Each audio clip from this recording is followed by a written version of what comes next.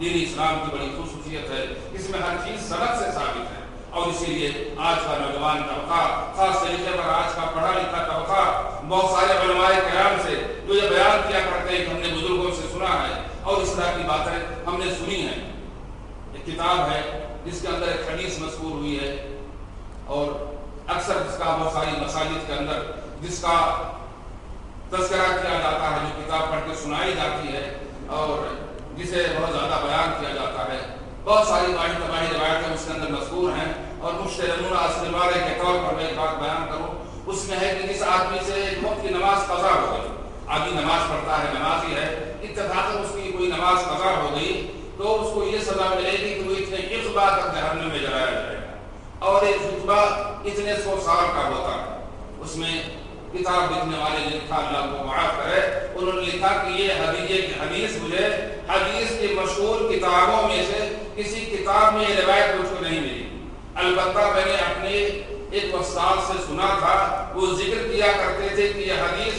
حدیث کی مشہور فلاں کتاب کے اندر پائی جاتی ہے، اور اس کتاب کی وہ بڑی تعریف کیا کرتے تھے۔ عربی میں تو یہ لکھا گیا، لیکن اردو میں اس کا ترجمہ غور کر دیا، اردو میں لکھا گیا تاکہ سمجھنے والے اس کو نہ سمجھ سکے۔ اس طرح کی باتیں آج عام کی جا رہی ہیں، اور یہ سب باتیں یہ اتفاق و اتحاد سے دور ہے۔ اگر مسلمانوں کے اندر پائیدار اتحاد ہو سکتا ہے، جس کی ہمیں سخت ضرورت ہے، تو قرآن حدیث کے واقعات جو سچے واقعات مذکور ہیں، جس سے عبرت و نصیحت حاصل ہوتی ہے۔ اللہ کے رسول جناب محمد رسول اللہ صلی اللہ علیہ وسلم بہت سارے سچے واقعات بیان فرماتے تھے، بخاری مسلم کے اندر واقعات مذکور ہیں، بنو اسرائیل کے واقعات۔ قرآن کریم میں اللہ تعالیٰ نے جس قوم کا سب سے زیادہ ذکر کیا ہے، بنو اسرائیل کی قوم ہے، بہت زیادہ جس سے اس کے بیان کیے گئے ہیں۔ حضرت موسیٰ علیہ السلام کا بار بار تذکرہ ہے، اس کے قوم کا تذکرہ ہے۔ اللہ کے رسول جناب محمد رسول اللہ صلی اللہ علیہ وسلم بھی وقتاً فوقتاً صحابہ کرام کو واقعات کے ذریعہ سے عبرت دلاتے تھے، نصیحت دلاتے تھے۔ یہ واقعات کافی ہیں عبرت و نصیحت کے، لیکن ان واقعات کو چھوڑ کر کے بہت سارے لوگ دوسرے واقعات، تباہی واقعات بیان کیا کرتے ہیں، بغیر سر پیر کی باتیں کرتے ہیں، ایسے واقعات جن کی کوئی سند نہیں ہے، اور جن واقعات سے بجائے اس کے کہ دین کا کوئی مسئلہ نکھرے، کوئی مسئلہ صاف ستھرا ہو کر کے ہمارے سامنے آئے، اس طرح کے واقعات سے غلط فہمی پیدا ہوتی ہے، پھر بھی وہ لوگ اس طرح کے واقعات بیان کرتے ہیں کہ بزرگوں سے ہم نے سنا ہے۔ میں عرض یہ کر رہا تھا کہ جب ہماری نگاہ اسلام کے متعلق، اسلامی معاملات کے متعلق جب ہم اپنی نگاہ کو ان سچے صحیح واقعات پر رکھیں گے جو اللہ کے رسول صلی اللہ علیہ وسلم سے ثابت ہیں، تو عبرت پیدا ہوگی۔ امام بخاری رحمۃ اللہ علیہ اسی لیے صحیح بخاری میں باب بادا اس لال سے انہوں نے آیت کریمہ سے فَعَلَمْ أَنَّهُ لَا إِلَهَ إِلَّا اللَّهُ، امام بخاری رحمۃ اللہ علیہ باب بادا العلم قبل العمل، علم پہلے ہے عمل بعد میں، اور آیت کریمہ سے امام بخاری رحمۃ اللہ علیہ کا طریقہ استدلال یہ ہے، پہلے آیت کریمہ ذکر کرتے ہیں، اگر آیت کریمہ نہیں ملتی ہے تو بغیر آیات کے احادیث ذکر کرتے ہیں، ہر باب کے اندر صحیح سچی احادیث بیان کرتے ہیں۔ امام بخاری رحمۃ اللہ علیہ نے حدیث کو مکرر بیان کیا 6 7 8 جگہوں پر، یہاں تک کہ بعض حدیث ہے اور بعض حدیثوں کے اطراف اس کے بعض جملوں کو امام بخاری رحمۃ اللہ علیہ نے 18 جگہوں پر ذکر کیا، 17-18 جگہوں پر بعض روایتیں مذکور ہیں اور مختلف سندوں کے ساتھ۔ عجیب و غریب کتاب ہے، اور قرآن کریم کے بارے میں جس طریقے سے کہا جاتا ہے ھذا کتاب لا تنقضی عجائبہ، قرآن کریم کے عجائب کبھی ختم نہیں ہوتے ہیں، اسی طریقے سے امام بخاری رحمۃ اللہ علیہ کی مشہور کتاب الجامع الصحیح کی بہت ساری شرحیں لکھی گئی ہیں اور مختلف انداز میں شرحیں لکھی گئی ہیں۔ اس کا بھی عجیب انداز ہے۔ امام بخاری رحمۃ اللہ علیہ نے آیت کریمہ سے استدلال کیا فَاعْلَمْ أَنَّهُ لَا إِلَٰهَ إِلَّا اللَّهُ، اس آیت کریمہ سے استدلال کیا کہ علم پہلے ہے عمل بعد میں ہے۔ جو آدمی عالم نہ ہو، مسائل کا علم نہ ہو، دینی باتوں کا جسے ادراک نہ ہو، وہ عمل کیا کرے گا؟ آج کی صورتحال ہے میرے بھائیو، اس لیے ہمارے پیشوا مقرر نے اللہ کو جزائے خیر دے، انہوں نے اس بات کو ابھارا، ہمیں آمادہ کیا کہ علم سیکھیں، جانیں ہم، اور اللہ کے رسول جناب محمد رسول اللہ صلی اللہ علیہ وسلم کے فرمان کے مطابق یہ جو علم کی تیاریاں ہیں، یہ مجالس منعقد ہوا کرتی ہیں، یہ بڑی اہمیت کے حامل ہیں، بڑی اہم ہیں، اور ہمیں چاہیے کہ ہم ان کی اہمیت کا احساس کریں، اندازہ کریں، موقع نکال کر کے ہم اس طرح کے مجلسوں کے اندر شریک ہوں، میری دعا ہے کہ ہمارے جو بھائی یہاں تشریف لائے ہیں اپنا وقت نکال کر کے اور اپنی دوسری ضرورتوں کو مؤخر کر کے اس مجلس کے اندر حاضری کو جنہوں نے مقدم رکھا ہے، اللہ تعالیٰ ان کو جزائے خیر دے، اللہ تعالیٰ انہیں ہر بلا مصیبت سے محفوظ رکھے اور اس کی خیر برکت سے اللہ تعالیٰ ان کی اولاد کے اندر، ان کے گھر والوں کے اندر اللہ تعالیٰ زیادہ سے زیادہ خیر و برکت عطا فرمائے اور انہیں ہر پریشانی مصیبت سے محفوظ رکھے اور ان کی حاضری کو یہاں اللہ رب العالمین قبول کرے اور ان کو زیادہ سے زیادہ ثواب دے۔ اس طرح کی مجلسوں کے اندر یہی باتیں ہوتی ہیں، وہی تباہی باتیں نہیں ہوتی ہے۔ ایک پلیٹ فارم ہے، یہ ایک ایسا میدان ہے جس میدان سے آپ کو دین کی صحیح باتیں بتائی جاتی ہیں، مستند باتیں بتائی جاتی ہیں، اور ہم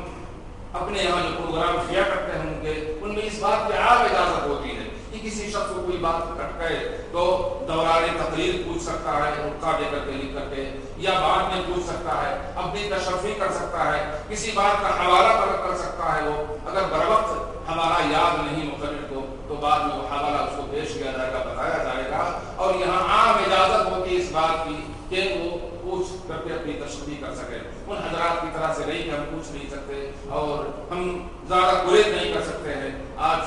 صورتحال یہی ہے کہ اب نوجوان طبقہ، خاص طریقے پر تعلیم یافتہ طبقہ جو پڑھا لکھا ہے، خاص طریقے پر جو یونیورسٹیز کا گریجویٹ طبقہ ہے، یہ جب آج کے علماء سے سوال جواب کرتا ہے، ان سے جب پوچھتا ہے کہ حضرت یہ بات آپ نے کہی ہے، کہاں سے کہی ہے اور کیسے یہ بات دین سے ثابت ہے، تو لوگ چی بدبین ہو جاتے ہیں، لوگ جس ہونے لگتے ہیں، پریشان ہونے لگتے ہیں اور وہی تمہاری باتیں کبھی ڈانٹ کر کے خاموش کرنے لگتے ہیں اور کبھی دوسری طرح کی باتیں کرتے ہیں۔ لیکن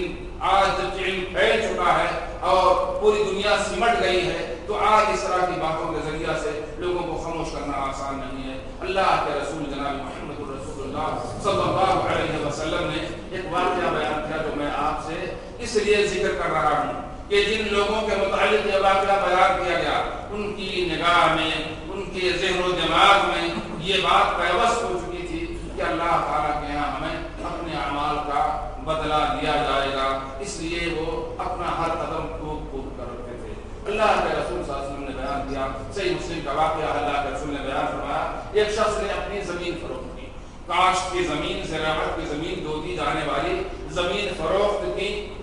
دوسرے شخص نے خریدی، اس کے دوسرے بھائی نے خریدی زمین، اور وہ ہل چلانے والا کسان انسان کھیتی باڑی کرنے والا، اس نے زمین خریدنے کے بعد اب اس کو جوتنا چاہا، جوتنے کے بعد کاشت کرنا چاہا تاکہ اس کے اندر وہ فصل اگائے۔ وہ اپنے ہل بیل کو لے کر کے جاتا ہے، جب زمین جوتنا شروع کرتا ہے تو زمین کا جو پھل ہوتا ہے جو زمین کو چیرتا ہے اور زمین کو نرم کرتا ہے، اتفاق سے ہل کے پھل سے ایک گھڑا کوئی سخت چیز پھنس جاتی ہے۔ جب اس کو نکالتا ہے وہ تو دیکھتا ہے کہ اس کے اندر سونے کے سکے بھرے ہوئے ہیں، سونے کی اشرفیاں ہیں۔ یہ صحیح مسلم کا واقعہ ہے۔ وہ شخص اس گھڑے کو لے کر کے ہل بیل وہیں چھوڑ کر کے ان اشرفیوں کے گھڑے کو وہ لاد کر کے کندھے پر لاد کر کے اس شخص کے پاس حاضر ہوتا ہے جس نے زمین بیچی تھی، اور کہا کہ بھئی تمہاری زمین کے اندر یہ اشرفیوں کا گھڑا نکلا ہے، یہ تم اپنے قبضے میں کرو، یہ لو، یہ تمہارا ہے۔ جس شخص نے زمین بیچی تھی اس کی خدا ترجیح دیکھتی ہے، وہ کہتا ہے کہ بھائی اب میں نے تم کو زمین فروخت کر دی، اب زمین میں سونا نکلے، اس میں پتھر نکلے، لوہا نکلے، جو کچھ بھی نکلے، اب زمین تمہاری ہے، میں نے تمہارے قبضے میں دے دیا، تم کو امین دخیل بنا دیا، اب تم اس کے اوپر تم نے قبضہ کر لیا، وہ زمین تمہاری ہے، اب میں نہیں لوں گا۔ اگر میں اسے لیتا ہوں تو یہ چیز میرے لیے حرام ہوگی اور میں گناہ کا مرتکب ہوں گا۔ اس شخص نے کہا جس کو گھڑا ملا تھا، جس نے زمین خریدی تھی، کہا بھائی تو میرے لیے بھی جائز نہیں ہے، میں نے تم سے زمین خریدی ہے، یہ گھڑا تو نہیں خریدا تھا، میں کیسے اس کو لے لوں؟ میں اگر اس کو لے لوں گا تو میں گناہگار ہوں۔ غور کیجیے، جب آخرت کا تصور انسان کے ذہن میں پیوست ہو جاتا ہے، آخرت پر یقین ہوتا ہے، تو بجائے اس کے کہ وہ دولت کو ناجائز طریقے پر ہتھ جائے، وہ دولت سے بھاگنے کی کوشش کرتا ہے۔ چنانچہ دونوں میں تکرار ہونے لگی، اس نے کہا میں نہیں لوں گا، دوسرے نے کہا میں نہیں لوں گا۔ دونوں نے کہا چلو قاضی کے پاس، ہمارے شہر کے جو قاضی صاحب ہیں ان کے پاس ہم چلتے ہیں، ان سے فیصلہ کرواتے ہیں کہ یہ حق کس کا بنتا ہے، ایسا نہ ہو ناجائز طریقے پر۔ اور وہ لوگ بھی حاجت مند تھے، ضرورت مند تھے، جیسا کہ واقعے کے بعد کے حصے سے ثابت ہوتا ہے، ان کو بھی بچوں کی شادی بیاہ کی ضرورت تھی، اور دوسری ضروریات ان کی بھی تھی. پیسے کی ضرورت ہر انسان کو رہا کرتی ہے. وہ فرض ہے کہ دونوں گئے قاضی کے پاس. قاضی کی خدمت میں مقدمہ پیش کیا گیا, یہ مسئلہ ہے, یہ مقدمہ ہے, اس کے بارے میں آپ فیصلہ کرتے ہیں. قاضی بھی حیران ہوئے, وہ سر پکڑ کے سوچنے لگے. انہوں نے کہا کہ تم دونوں بڑے نیک آدمی معلوم ہوتے ہو, ورنہ تم نے آپس میں کوئی سمجھوتا کر لیا ہوتا, لیکن تم دونوں بڑے اچھے اور نیک معلوم ہوتے ہو, اور ایک مسلمان بھائی کا دوسرے مسلمان پر حق تو ہوتا ہی ہے. تم اس اسلامی قربت کو غور کیجیے گا, اس اسلامی قربت کو اب مزید قربت کا نظر رکھو اور زیادہ قریب ہو جاؤ. قرآن کریم میں اللہ تعالیٰ نے بہت زیادہ تاکید کی ہے اسلامی بھائیوں کی, اس کے بعد پڑوسیوں کی, رشتہ داروں کی. قاضی نے ایک تجویز رکھی ان کے سامنے کہ کام کرو, تم آپس میں ایک دوسرے کے رشتہ دار بن جاؤ. تم میں سے کسی کا لڑکا ہو, کسی کے پاس لڑکی ہو, تو آپس میں ایک دوسرے کی شادی کر دو اور تم دونوں سمجھی بن جاؤ, رشتہ دار بن جاؤ, تاکہ تمہارے درمیان اور غربت ہو. ایک شخص نے کہا کہ ہمارا ایک لڑکا ہے جو شادی کے لائق ہے, دوسرے نے کہا کہ ہماری ایک لڑکی ہے جو شادی کے لائق ہے. قاضی نے کہا بسم اللہ کرو تم دونوں اور ایک دوسرے سے شادی کرو, تاکہ تم دونوں کے درمیان غربت پیدا ہو. اس طریقے سے یہ واقعات, اور اس طریقے سے بہت سارے واقعات اللہ کے رسول صلی اللہ علیہ وسلم نے ہماری عبرت و نصیحت کے لیے بیان فرمائے ہیں, تاکہ ہم ان واقعات کو اپنے ذہن و دماغ میں رکھیں اور ان سے سمجھیں. یہ بہت سارے لوگ, بہت سارے دنیا کے اندر رہنے والے لوگ جو اس حقیقت کو سمجھتے تھے, جانتے تھے, وَإِنَّمَا تُوَفَّوْنَ أُجُورَكُمْ يَوْمَ الْقِيَامَةِ فَمَنْ زُحْزِحَ عَنِ النَّارِ وَأُدْخِلَ الْجَنَّةَ فَقَدْ فَازَ. تو جو شخص قیامت کے دن جب تمہیں تمہارے اعمال کا پورا بدلہ دیا جائے گا, تو اس دن جو شخص جہنم سے بچا لیا جائے اور جنت کے اندر داخل کر دیا جائے, وہی در حقیقت کامیاب ہے. یہ اللہ تعالیٰ نے بیان فرمایا. اور پھر اللہ تعالیٰ نے فرمایا وَمَا الْحَيَاةُ الدُّنْيَا إِلَّا مَتَاعُ الْغُرُورِ. دنیا کی زندگی کو دھوکے کی ٹٹی. صحیح بخاری میں واقعہ مذکور ہے, اللہ کے رسول صلی اللہ علیہ وسلم نے بیان فرمایا کہ ایک آدمی جس کی تجارت اپنے ملک سے باہر دوسرے ملک میں سمندر اس پار تجارت کیا کرتا تھا, بڑا تاجر تھا, بہت بڑا بزنس مین تھا. اسے کچھ سامان لے جانے کی ضرورت پڑی کہ وہ جہاز پر لاٹ کر کے اپنا سامان لے جائے دوسرے ملک کے اندر. اتفاق سے سرمایہ اس کا کم ہو رہا تھا. اس نے اپنے ایک دوست سے کہا کہ بھائی مجھے کچھ تم قرض دے دو. اس کے دوست نے کہا کہ بھائی کوئی ضامن لے آؤ, کوئی کفیل لے آؤ جو اس بات کی ضمانت لے کہ تم میرا قرض ادا کر دو گے. اس نے کہا بھائی میں کس کو ضامن لاؤں, بس اللہ تعالیٰ ہی ذمہ دار ہے, تمہیں اگر میرے اوپر یقین ہو تو مجھے تم قرض دے دو. کہا اچھا تم کوئی گواہی لے آؤ, کوئی گواہ لاؤ, تاکہ کوئی آدمی گواہ بن جائے کہ تم نے مجھ سے اتنا قرض لیا ہے. کہا بھائی اس کو گواہ میں لاؤں اور اس کو میں ڈھونڈوں, اللہ تعالیٰ ہی گواہ ہے, اور اللہ تعالیٰ کے اوپر, اللہ تعالیٰ کی ذات پر تمہیں اگر یقین ہے, پختہ ایمان ہے, تو اللہ تعالیٰ کو گواہ بنا. چنانچہ اس نے 1000 اشر کی قرض لے لیا. بعض روایتوں کے اندر 500 کا ذکر ہے. کچھ لوگ سوال کرتے ہیں کہ بھائی بہت ساری روایات کا اندر اختلاف ہے, بہت ساری روایتوں میں اختلاف پایا جاتا ہے, حدیث کے اوپر عمل کرنا. بہت سارے لوگ استعانہ پیش کرتے ہیں کہ حدیث پر عمل کرنا بڑا مشکل ہے, بہت ساری روایتوں کے اندر اختلاف پایا جاتا ہے, کیسے عمل کیا جائے. مثلا یہی بات ہے, بعض روایتوں کے اندر 1000 کا ذکر ہے کہ اس کے ساتھی نے, سرمایہ دار کے دوست نے اس کو 1000 قرض دیا. بعض روایتوں کے اندر ہے کہ 500 قرض دیا. حالانکہ اس طرح کا اختلاف یہ کوئی حدیث کے اندر جو کرنے والا یا اس کے اندر کوئی ضعف پیدا کرنے والا, کوئی کمزوری پیدا کرنے والا نہیں ہے. قرآن کریم سے بھی اس طرح کی مثالیں ملتی ہیں. اللہ تعالیٰ نے قرآن کریم میں قیامت کے دن کو کہیں 1000 کا سال بتایا ہے, کہیں 50,000 سنہ کہا ہے, 50,000 سال کے برابر ہوگا. قرآن کریم میں قیامت کے دن کو کہیں 50,000 سال کے برابر کہا گیا ہے, کہیں 1000 سال کے برابر کہا گیا ہے. اللہ تعالیٰ نے رب المشارق والمغارب کہا, اللہ تعالیٰ مشارق و مغارب کا مالک ہے. کہیں اللہ تعالیٰ نے فرمایا مشرقین و مغربین, کہیں رب المشرق والمغرب ہے. یہ دراصل ہماری سمجھ کا قصور ہے. بعض حضرات کے اعتبار سے, بعض لوگوں کے اعتبار سے وہ دن 50,000 کا ہوگا, بعض لوگوں کے اعتبار سے 1000